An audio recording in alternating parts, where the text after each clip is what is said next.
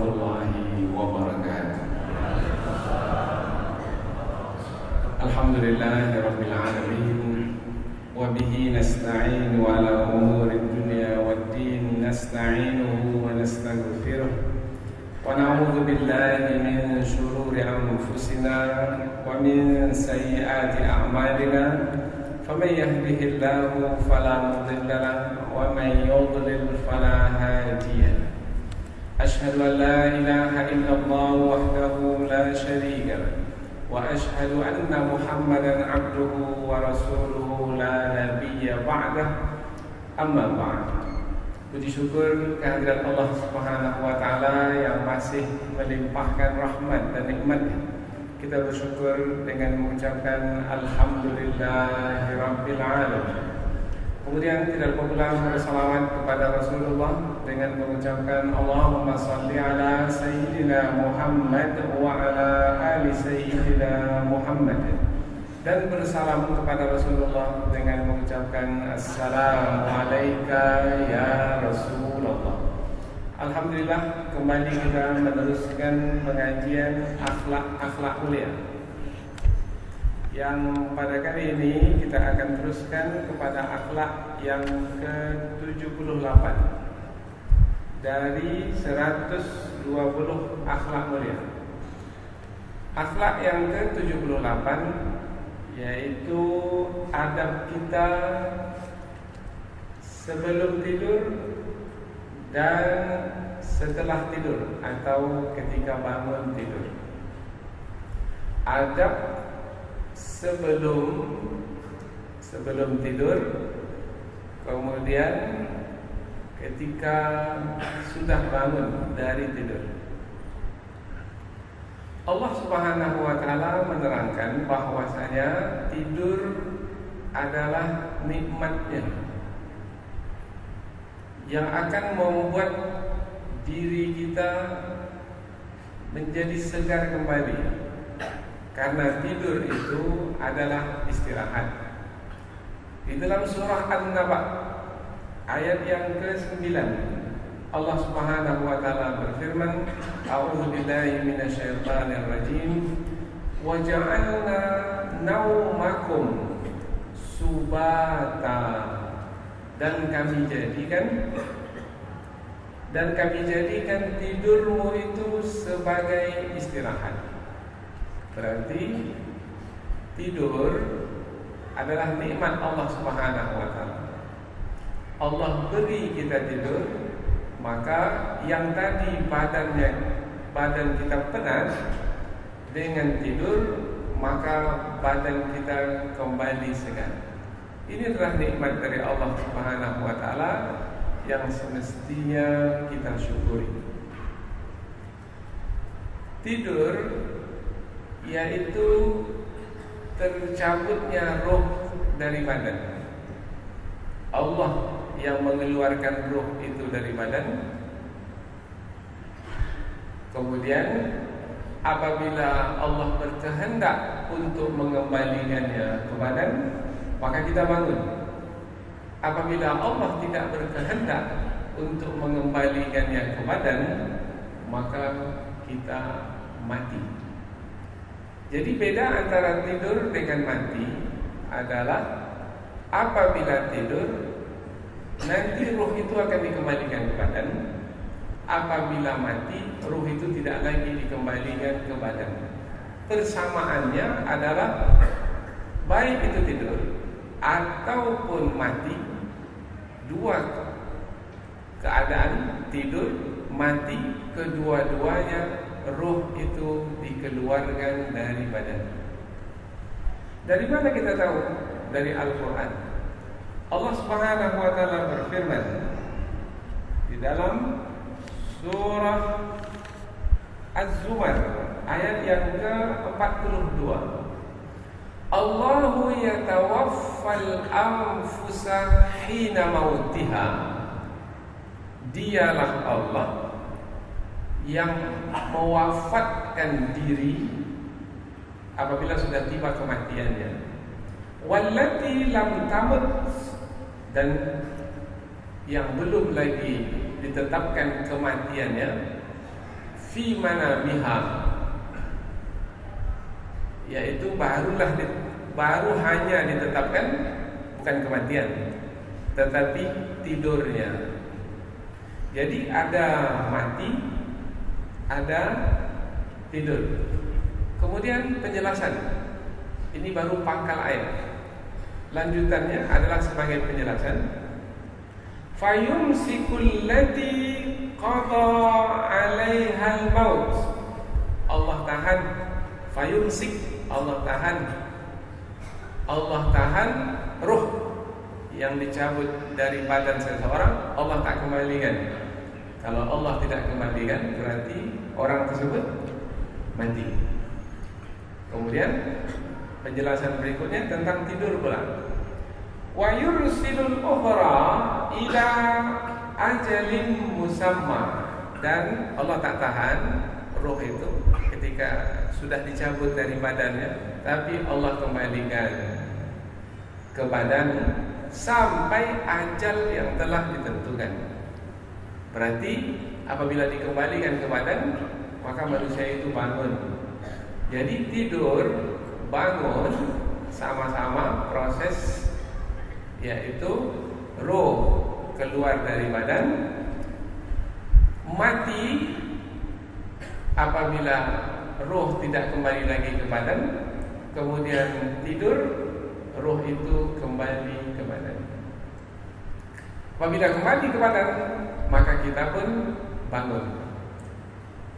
Kemudian kalau ada yang bertanya, Ustaz, kalau roh keluar dari badan, tercabut dari badan, berarti terpisah roh kita dengan badan. Kalau terpisah roh dengan badan, mengapa jantung itu berdenyut juga? Mengapa orang yang ketika tidur masih bergerak juga? Maka dijelaskan oleh para ulama, masih ada perhubungan antara roh yang Allah tahan itu dengan badan yang ditinggalkan ketika tidur. Seperti apa perhubungannya? Kalau sampai pertanyaan ke situ, maka jawabannya adalah wallahu a'lam. Mengapa? Jawabannya wallahu a'lam. Wa ma utitum minal ilmi illa qalila.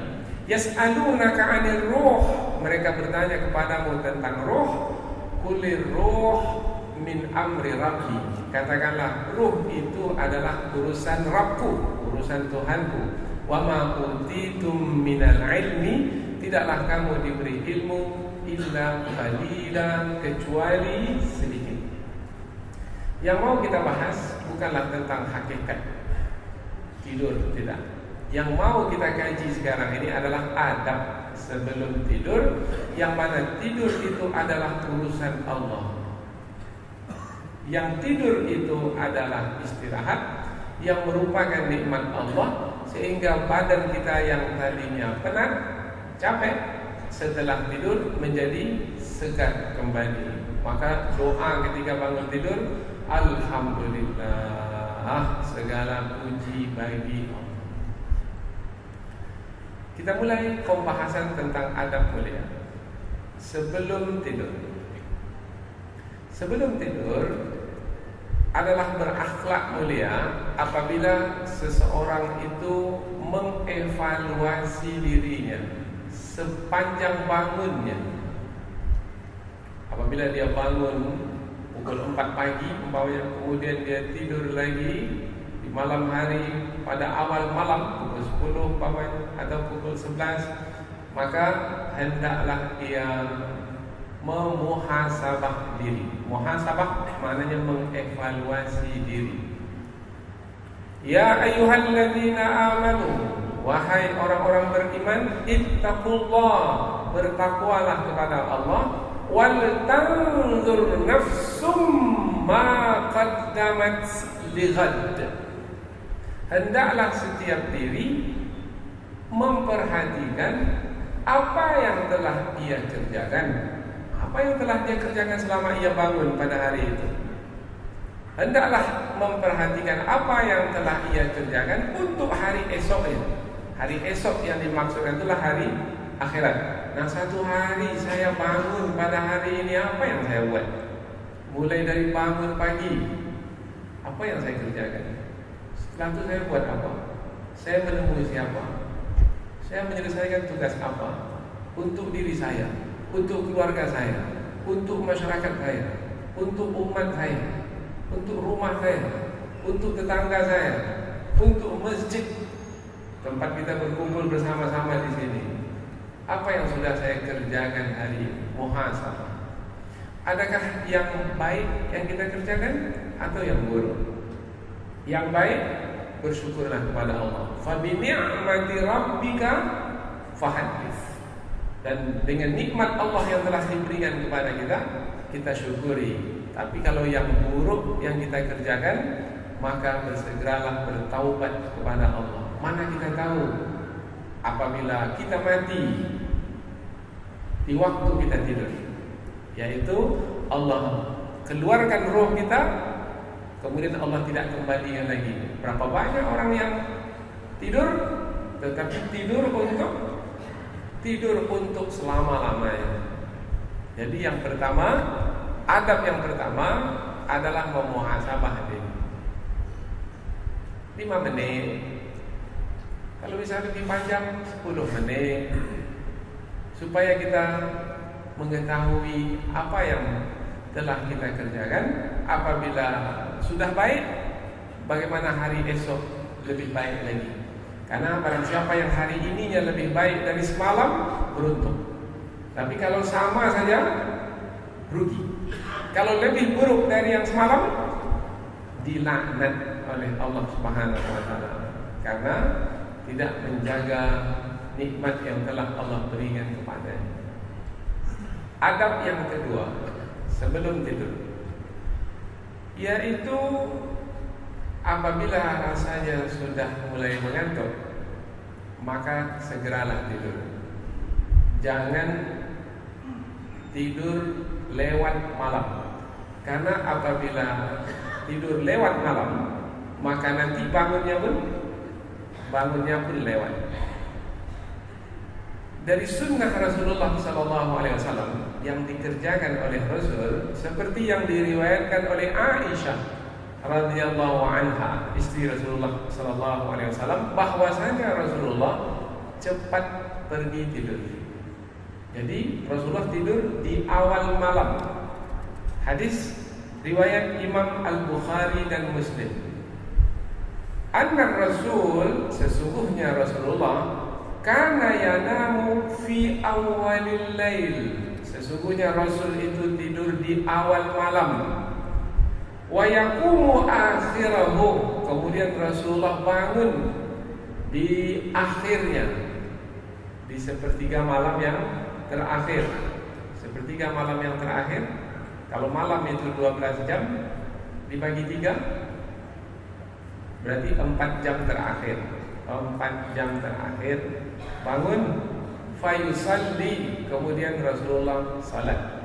Jadi adab tidur adalah yang kedua, segera cepat pergi tidur. Kemudian apabila kita hendak tidur, adab berikutnya adalah berwudu. Kadang-kadang kita sudah mengantuk sekali, sudah tak sempat berwudu, langsung saja berbaring di atas tempat tidur. Ini kurang adab. Jadi apabila mau beradab sehingga berakhlak mulia, adalah sisihkanlah waktu. Sediakan waktu sedikit untuk berwudu. Berapalah lamanya berwudu? 2 menit selesai berwudu. Hadis riwayat Al-Barra bin Azib dari Rasulullah sallallahu alaihi wasallam. Hadis ini riwayat Imam Abu Daud, yaitu Rasulullah bersabda. Sabda Rasulullah ini adalah petua. Idza ataita, apabila kamu, wahai Al-Barra bin Azib, sahabat, apabila kamu ataita madja'aka, apabila kamu hendak pergi ke tempat tidurmu, fatawadda wudu'aka lis-shalah, maka hendaklah kamu berwudu seperti wudu'mu akan menunaikan salat. Berarti wudhu yang sempurna, bukan basuh muka, tangan dan kaki aja, enggak. Basuh, cuci seperti kita berwudhu. Anggota wudhu semua kita sudah tahu. Wudhu seperti wudhu akan menunaikan ibadah salat. Itu adab yang ketiga. Adab yang keempat. Jangan terus segera berbaring. Apabila sudah mendekati tempat tidur, maka ambil sarung, kipaskan sarung itu ke spray atau atas tempat tidur. Sekali, dalam riwayat yang lain 3 kali. Rasulullah bersabda, hadis dari Abu Hurairah radhiyallahu anhu. Hadis ini riwayat Imam Muslim dan juga diriwayatkan dalam riwayat Imam Al-Bukhari. Rasulullah bersabda, "Idza awa ahadukum ila firashihi," apabila seseorang akan pergi ke tempat tidurnya untuk berbaring di atasnya, "falyanfut firashahu." Falyanfut, maka hendaklah dia mengibaskan firashahu, atas tempat tidurnya itu, bidakhilati izari. Nah, bidakhilati izari ada 2 penjelasannya. Penjelasan yang pertama adalah dengan ujung sarungnya. Maka orang tua-tua kita dulu sebelum dia tidur, sarungnya itu dipukulkan ke tempat tidur. Dalam riwayat Imam Muslim 3 kali. Nah, ada lagi penjelasan yang kedua, bidakhilati izari. Sarung itu dibalikkan. Kan ada sarung bagian luar, ada sarung bagian dalam. Biasanya warna yang bagian luar terang, yang bagian dalam agak kusam. Yang bagian dalam sudah ditentukan, yang bagian luar juga sudah jelas. Dibalikkan sarung itu, kemudian dikipaskan ke tempat tidur, ke atas tempat tidur. Ini sunnah Nabi. Tadi malam ada buat seperti itu, Pak? Baru pagi ini baca hadisnya. Kurang beradab. Apa tujuannya? Disebutkan oleh para ulama seperti yang disebutkan di dalam kitab Al-Fathul Bari, yaitu penjelasan pada kitab hadis Sahih Imam Al-Bukhari. Tujuannya adalah pertama, ini wallahu a'lam, karena ini berdasarkan wahyu. Yang melakukannya adalah Rasul, yang memerintahkannya adalah Rasul. Pasti ada hikmah karena ia adalah wahyu.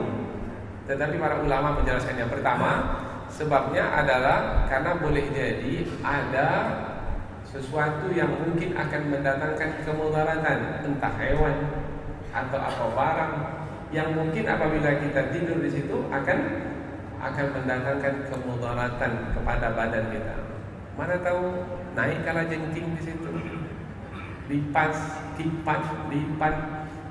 Maka untuk keselamatan diri kita, maka sarung ditibaskan, yaitu dipukulkan ke atas kasur. Kemudian kalau disebut tadi ujung sarung, penjelasan yang kedua adalah bahagian dalaman sarung. Mengapa tidak bahagian luaran sarung? Kita sudah mengantuk, membalikkan sarung aja mungkin sudah tak sabar lagi mau berbaring saja. Maka penjelasannya adalah karena bagian luar sarung itu adalah yang dijaga kebersihannya karena nampak dari luar. Nah, yang bagian dalam adalah yang tak nampak.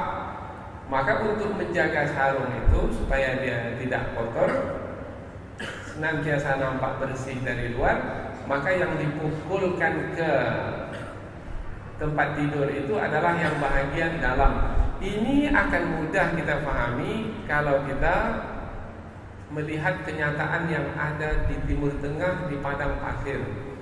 Karena apabila tempat tidur itu terbuka begitu saja, kemudian berada di padang pasir itu anginnya kencang, membawa pasir, maka debu itu banyak sekali melekat di tempat tidur, kemudian dikibaskan. Sekarang kamar kami sudah tertutup, Ustaz, jendelanya tak terbuka lagi. Maka bagaimana kalau kami tidak mengibaskan sarung itu? Ini hukumnya sunat saja. Apabila mengamalkannya dapat pahala. Karena kaitannya bukan hanya dengan debu saja. Tadi sudah kita sebutkan, ini adalah wahyu yang mungkin ada hikmah di sebaliknya. Nah, hikmah di sebalik itu kita tak tahu. Itu yang disebutkan oleh para ulama, yaitu mungkin ada binatang buas atau ada debu dan lain sebagainya. Tapi boleh jadi ada hikmah yang lain. Maka orang yang meyakini bahwasanya di dalam wahyu itu ada hikmah, baik ia mengetahui apa makna dari perintah yang ada dalam wahyu tersebut ataupun tidak mengetahuinya, ia jalankan saja sebagai menjalankan sunnah Nabi sallallahu alaihi wasallam. Falyanfud firasyahu, maka adalah ia mengibaskan atas tempat tidurnya itu bidakhilati izarihi. Setelah itu dengan ujung sarungnya atau dengan bahagian dalam sarungnya. Setelah itu barulah ia berbaring. Nah, adab berikutnya, apabila berbaring di bahagian kanan badan. Bahagian kanan badan. Nanti kalau berikutnya sudah tidur kemudian berbaring ke bahagian kiri, tidak mengapa. Tetapi permulaannya adalah berbaring di bahagian kanan. Jangan dari awal sudah langsung di bahagian kiri, tidak boleh. Tidak mengikuti sunnah Nabi. Beradab apabila kita berbaring di awal tidur di bahagian kanan. Apa sebab? Rasulullah bersabda, yaitu summan taji', kemudian hendaklah kamu berbaring ala shiqqikal ayman, yaitu di bahagian kananmu, bahagian kanan badan kita ini, baring bahagian kanan di permulaan tidur. Setelah itu mau merubahnya boleh, silakan. Itu adalah yang sunat. Ada orang yang di permulaan tidurnya langsung tertelentang. Ini tidak mengikuti sunnah Nabi. Dan lebih tidak mengikuti sunnah Nabi kalau tidur menelungkup, yaitu perutnya ke bawah, terlalu capek. Buka sepatu pun tidak, karena sudah betul-betul penat dari perjalanan yang jauh, langsung merebahkan dirinya ke tempat tidur dan menelungkup. Ini berlaku pada sahabat Nabi Abu Dzar Al-Ghifari. Nabi pun menegurnya. Hadis riwayat Imam Ibnu Majah dari Abu Dzar Al-Ghifari. Qala marra bi Rasulullah sallallahu alaihi wasallam. Berjalan ke dekatku Rasulullah sallallahu alaihi wasallam. Wa ana muttaji'un ala batni. Aku tidur dengan menelungkup. Faraka dhani birijlihi. Kemudian Nabi mengisyaratkan dengan kakinya kepada badanku supaya membalikkan badan.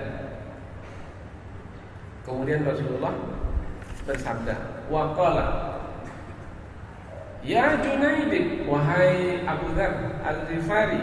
Ini gelaran kepada Abu Dzar, Junaid. Innama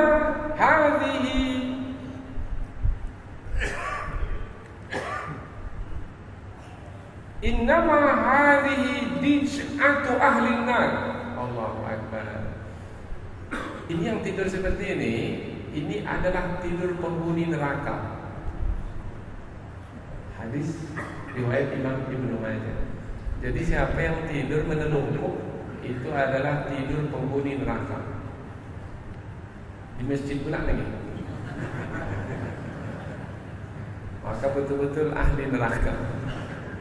Karena mengotori masjid, karena dia tidak tahu ketika dia tidur apa yang akan keluar dari mulutnya, mengotori masjid. Sudah berapa tadi? Sudah yang ke-5. Baik, yang ke-6 lagi sekarang. Yang ke-6 adalah apabila tidur di tempat yang terbuka, maka mesti cari mana tempat yang bisa melindungi atau menutupi. Maka Rasulullah melarang sahabat untuk tidur di bahagian atas rumah. Karena di bahagian atas rumah itu tidak ada yang menutupi, yaitu langsung terbuka saja ke langit. Maka carilah apa yang bisa menutupi badan. Karena ada larangan dari Rasulullah sallallahu alaihi wasallam. Karena apabila berada di atas rumah seperti itu bisa mengeluarkan kita ini dari jaminan Allah Subhanahu wa taala. Allah tak jamin keselamatan kita. Hadis riwayat Imam Al-Bukhari dalam Al-Adabul Mufrad, yaitu satu kitab hadis Imam Bukhari. Man bata ala zahri baitin, barang siapa yang tidur di atas rumahnya, laisa alaihi hijab, yang tidak ada penutupnya sama sekali, terbuka saja, maka disampaikan faqad bari'at minhu dhimmah, maka dia sudah terkeluar dari jaminan Allah Subhanahu wa taala. Maka pastikan adalah yang menutupi badan kita ini. Jangan tertelentang kemudian di atas langsung pula langit. Kalau mencari tempat yang lebih baik adalah di ruangan. Ruangan itu ada pintu, ruangan itu ada jendela, itulah tempat tidur yang baik. Kemudian adalah sunnah Nabi, apabila tidur di dalam ruangan, tutup pintu, tutup jendela. Kemudian satu lagi, apabila pada masa dahulu menyalakan api untuk penerangan, dan pada masa sekarang menyalakan lampu untuk penerangan, adalah sunnah Nabi sebelum tidur matikan lampu. Kalau dahulu api, matikan api. Apa hikmahnya? Hikmahnya adalah kita tak tahu apa yang akan berlaku ketika kita tidur. Mungkin rumah nanti akan terbakar. Tetapi ada lagi mungkin hikmah yang lain, wallahu a'lam. Maka orang tua-tua dahulu tak bisa tidur kalau tak gelap, karena memang dari kecil sudah diajarkan sunnah ini, yaitu cepat tidurnya kalau dimatikan lampu. Ini didapatkan dari hadis riwayat Imam Al-Bukhari. Atfi'u al-masabih, padamkan lampu-lampu kalau tidur.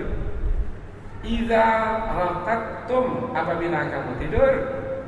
Wa ghalliqu al-abwab, dan tutuplah sekalian pintu. Jangan biarkan pintu terbuka apabila kita tidur. Apalagi kita sudah dewasa, apalagi dalam rumah itu ramai orang, banyak orang. Maka kalau masuk kamar tidur, maka tutup pintu rapat-rapat. Berikutnya lagi, yang keberapa lagi? Yang ketujuh, apabila kita sudah berbaring siap untuk tidur, jangan langsung tutup mata, maka berzikirlah, berdoalah. Zikirnya adalah ini yang disebutkan dalam hadis Nabi, adalah membaca ayatul kursi, kemudian membaca 2 ayat terakhir dari surah Al-Baqarah, kemudian membaca 10 ayat terakhir dari surah Ali Imran, kemudian membaca 3 kul wallahu ahad, Qul a'udzu birabbil falaq, qul a'udzu birabbin nas. Jadi jangan tunggu mengantuk betul baru ke tempat tidur. Nanti tak sempat membaca semua ini. Maka kalau rasanya sudah mulai mengantuk, cepatlah ke tempat tidur, sehingga kita bisa memanfaatkan waktu sebelum tidur itu dengan berzikir, membaca ayat-ayat Al-Quran. Kemudian ada zikir khusus. Nah, zikir khusus ini yang mau kita sampaikan, yaitu Rasulullah mengajarkan kepada kita zikir khusus. Diriwayatkan oleh Imam Al-Bukhari dan Muslim. Zikir yang pertama yaitu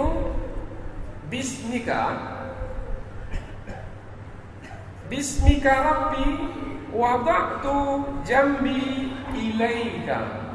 Dengan namamu ya Allah, aku meletakkan badanku ini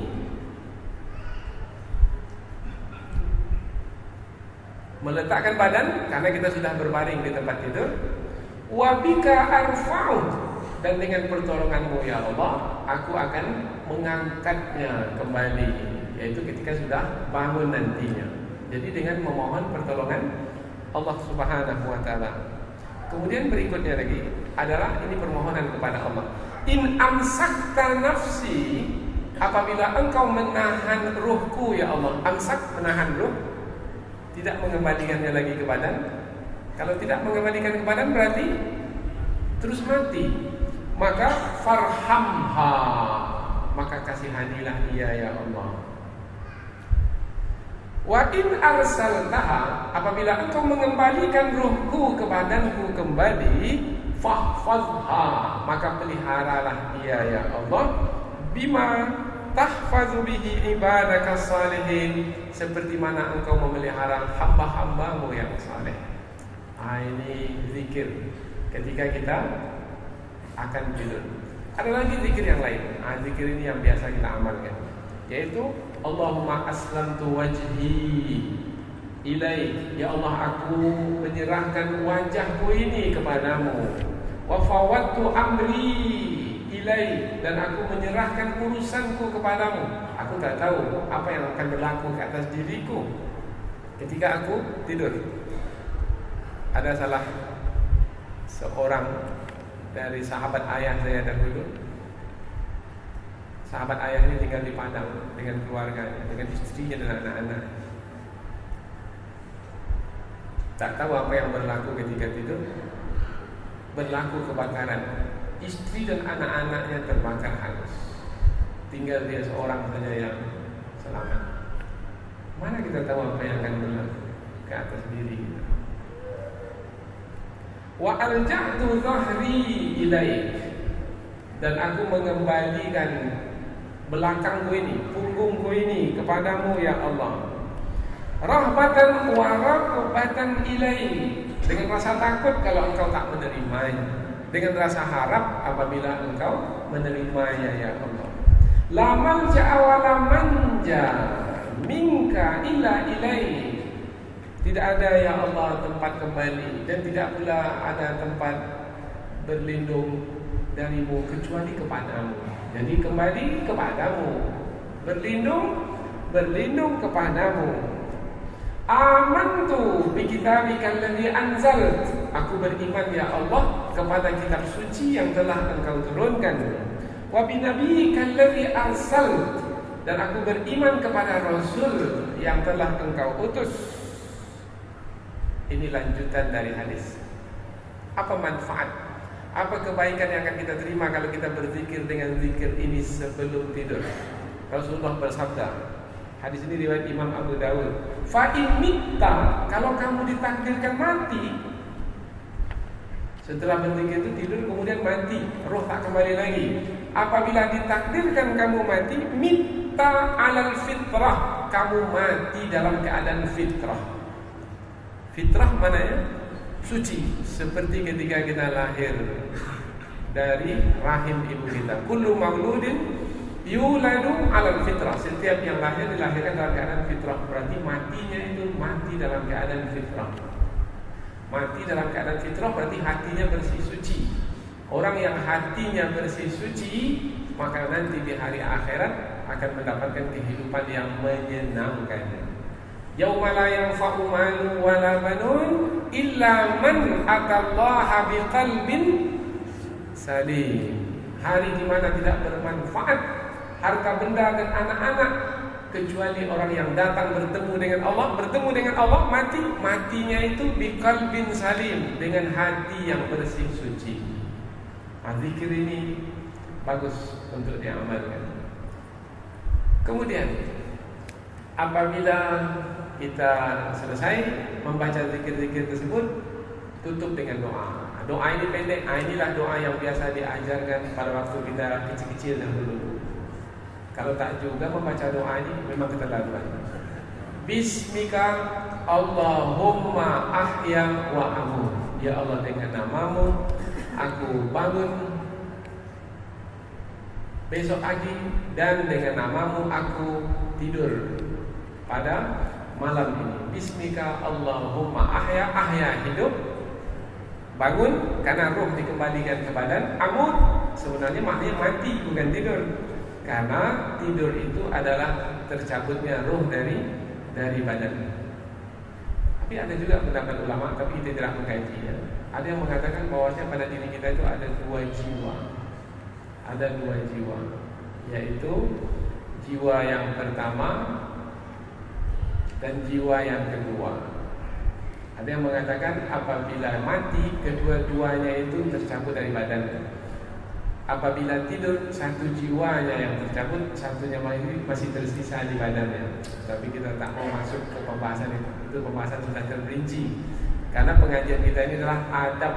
Jadi kaitannya hanyalah dengan adab sebelum tidur dan sesudah tidur ketika bangun. Selesai adab sebelum tidur, maka tutup mata, alhamdulillah dapat tidur dan bangun. Bangun, apa doa bangun? Alhamdulillahilladzi ahyana ba'da ma amatana wa ilaihin nusyur. Jadi adab yang pertama ketika bangun baca doa. Segala puji bagi Allah yang telah membangunkan kami setelah menidurkan kami tadi malam, dan kepadanya kami akan dibangkitkan. Jadi dikaitkan dengan hari akhirat, karena kebangkitan di hari akhirat sama seperti bangun dari tidur. Orang-orang beriman ditidurkan di dalam kuburnya, istirahat, nanti dibangunkan di hari kebangkitan. Diumpamakan seperti kebangkitan nanti. Setelah itu, ini mungkin ada yang terganggu ketika tidurnya, belum semestinya bangun, tapi sudah terbangun. Apa sebabnya? Terkejut. Mungkin karena mimpinya menakutkan. Nah, apabila bangun seperti ini, adab ketika bangun dalam keadaan terkejut, tadi doa apabila bangun biasa, alhamdulillahilladzi ahyana ba'da ma amatana wa ilaihin nusyur. Kalau terbangun dalam keadaan terkejut karena mimpi buruk, apa doanya? Alhamdulillah. Dah. A'udzu billahi bikalimatillahi tammah. Aku berlindung kepada Allah dari perkataan yang sempurna. Perkataan Allah, zikir yang menerangkan tentang kemahakuasaan Allah yang sempurna sifatnya, yang akan melindungi dan memelihara kita. Kemudian boleh tambah dengan zikir berikutnya, yaitu min ghadabihi wa iqabih. Aku berlindung kepada Allah dari murkanya, boleh jadi karena siksaan dari Allah. Wa iqabih, boleh jadi hukuman dari Allah, maka berlindunglah kepada Allah. Atau boleh juga mungkin dari kejahatan syaitan. Wa syarri ibadihi, aku berlindung kepadamu ya Allah dari keburukan hamba-hambamu. Wa min hamazati syayatin, dan dari bisikan-bisikan syaitan. Boleh jadi syaitan masuk ke dalam tidur kita. Jadi mimpi kita itu ada tiga. Ada mimpi dari Allah, ada mimpi dari syaitan. Nah, mimpi dari syaitan menakutkan. Kemudian terkejut, bangun. Maka ketika itu baca doa memohon perlindungan kepada Allah Subhanahu wa taala. Wa ayyahdurun, aku berlindung kepadamu ya Allah dari didatangi oleh syaitan dalam tidur ini. Kemudian di situ ada adab lagi. Yaitu adabnya adalah apabila kita terkejut bangun membaca doa, apa lagi adab yang berikutnya? Siapa tahu? Meludah. Kemana meludah? Ke kanan atau ke kiri? Ke kiri. Berapa kali? 3 kali. Tapi meludah jangan keluarkan air ludah banyak-banyak. Ya.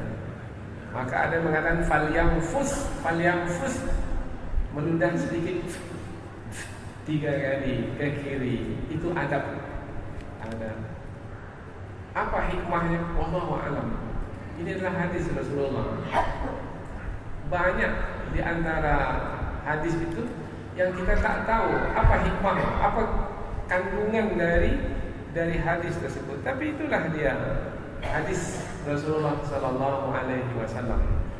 Maka meludahlah 3 kali ke kiri. Dari mana kita tahu? Dari hadis riwayat Imam Al-Bukhari. Hadis ar-ru'ya as-salihah. Ada mimpi yang baik, itu minallah, itu dari Allah. Wal hulumu minasyaitan, dan ada mimpi yang menakutkan. Mimpi yang menakutkan itu adalah dari syaitan. Fa idza halama ahadukum huluman, apabila seseorang di antara kamu bermimpi buruk, yakhafuhu, yang menakutkannya, falyabsuq an yasari, maka hendaklah dia meludah ke kirinya. Dalam riwayat yang lain, meludah ke kiri 3 kali. Ini disebutkan dalam hadis riwayat Imam Muslim. Wal yata'awwadz min syarriha, maka hendaklah dia memohon perlindungan kepada Allah dari keburukannya. Fa innaha la tadurruh, maka sesungguhnya kalau sudah berbuat demikian, mimpi yang buruk itu tidak akan mendatangkan kemudaratan kepadanya.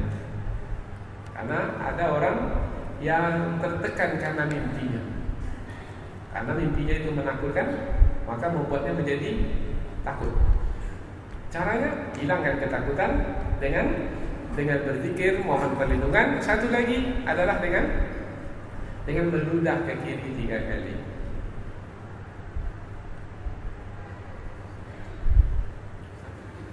Baik. Ada lagi, ya, baik, silakan. Ada lagi adab berikutnya.